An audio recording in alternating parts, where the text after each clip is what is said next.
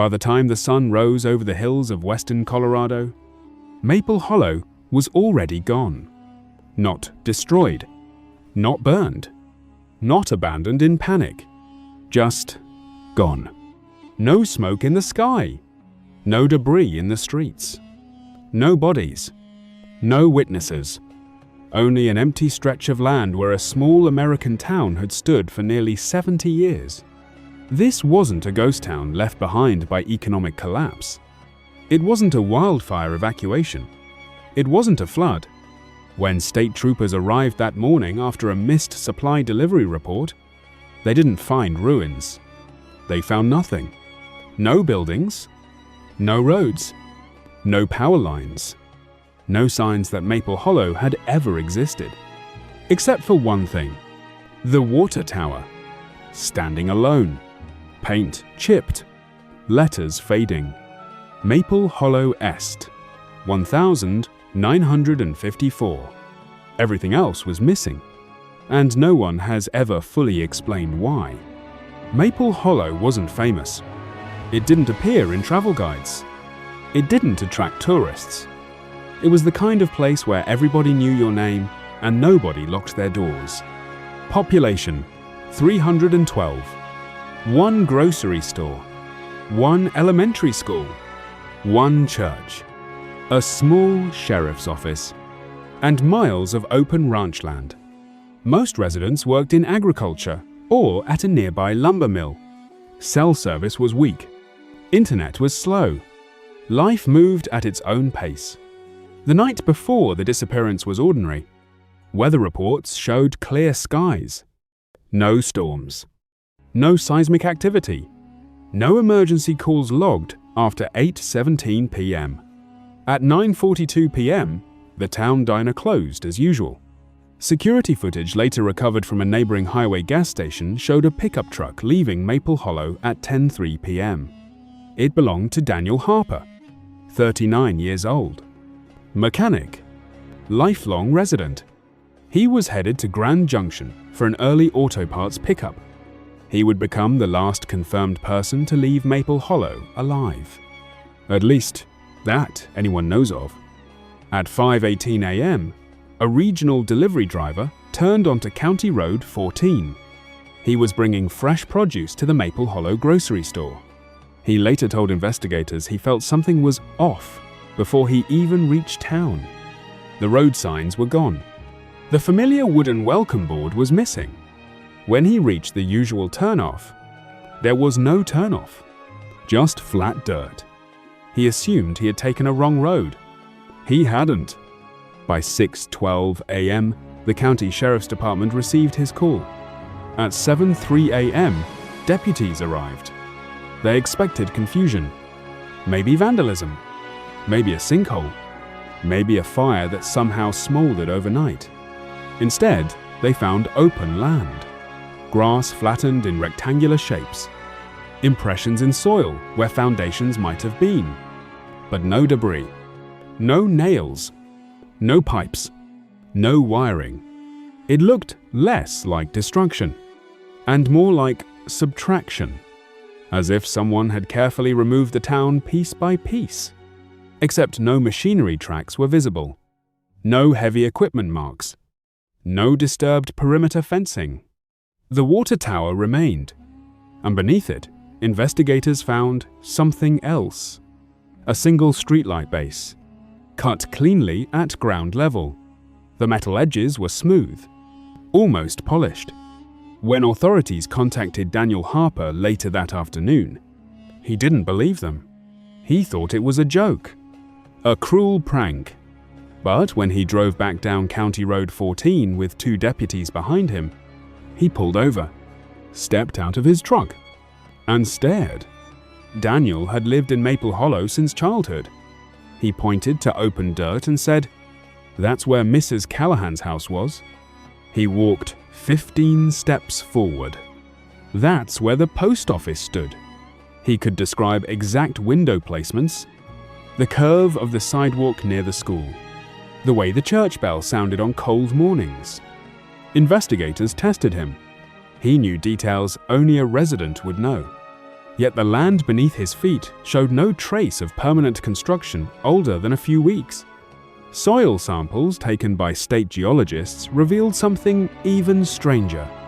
The top layer of dirt had been disturbed recently, but beneath it, there were no historical construction remnants, no buried utility lines, no concrete fragments. It was as if the land had always been empty. Except Daniel wasn't the only one who remembered Maple Hollow. Over the next 48 hours, 32 former residents were identified living in surrounding counties. Every one of them confirmed the town's existence. They had yearbooks, wedding photos in front of the church, receipts from the grocery store, driver's licenses listing Maple Hollow as birthplace. But here was the problem. When investigators cross-referenced county property records, Maple Hollow was not listed. There were no deeds, no tax filings, no municipal incorporation records, no power grid documentation, no satellite records showing buildings on that land in the previous decade. According to official databases, naturally, speculation grew quickly. The first theory was bureaucratic error. Perhaps records had been misfiled, but that wouldn't explain physical absence. The second theory was an elaborate hoax, but orchestrating the removal of an entire town overnight would require hundreds of workers, heavy machinery, and total silence. There were no purchase orders for demolition equipment, no overnight road closures, no fuel logs. Then came the environmental theory. Could a rare geological event have caused structural collapse? Geologists ruled it out. No sinkholes, no tremors, no underground caverns. A third theory suggested government involvement. Secret land acquisition. Experimental projects. But Freedom of Information Act requests returned nothing. No military activity. No classified land seizure. And yet, satellite imagery provided one small, unsettling detail. Images taken at 2:11 a.m. showed Maple Hollow intact. Images taken at 4:46 a.m. showed open land. The gap between 2:11 and 4:46 remains unexplained. Cloud coverage obscured some frames, but not all. The structures were there, and then they weren't. Investigators focused heavily on the one remaining structure, the water tower. It stood at the town's highest elevation point. Paint faded but stable. The ladder intact. Engineers found no damage. No recent welding. No mechanical vulneration. The tower's internal water reservoir was empty, but chemical analysis showed municipal treatment traces consistent with long-term use. In other words, it had served a town, but no pipes connected to it. Ground-penetrating radar revealed no water lines beneath, no foundation anchors. It was standing alone, with no visible support system, as if it had been placed there separately, almost deliberately. Over time, psychological explanations gained traction. Could Maple Hollow have been a shared false memory? Mass misidentification of a nearby town? But physical items complicated that theory. High school diplomas stamped with Maple Hollow Elementary. Local newspaper clippings archived in private homes. Social media check-ins from years prior, though strangely, many of those posts now displayed broken location tags. Digital forensic teams discovered something unusual. Online references to Maple Hollow appeared to degrade over time. Older web archives once showing town directories now returned blank pages. Search engine results shifted.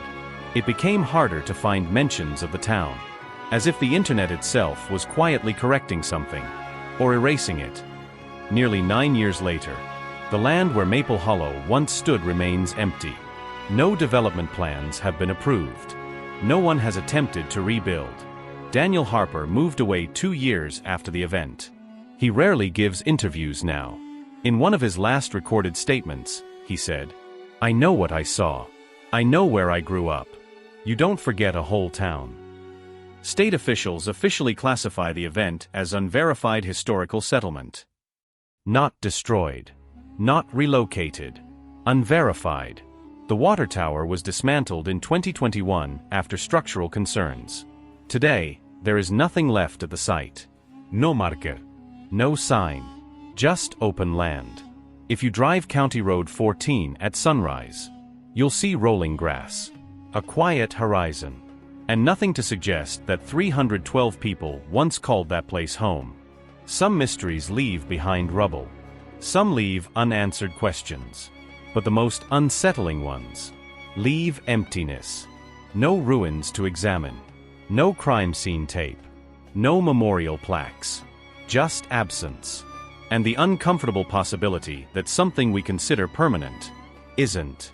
Somewhere between 2:11 a.m. and 4:46 a.m., Maple Hollow disappeared, before sunrise. And if not for the people who remember it, it would have vanished completely. So the question remains, did a town truly disappear? Or did something erase it? And if it could happen once, could it happen again?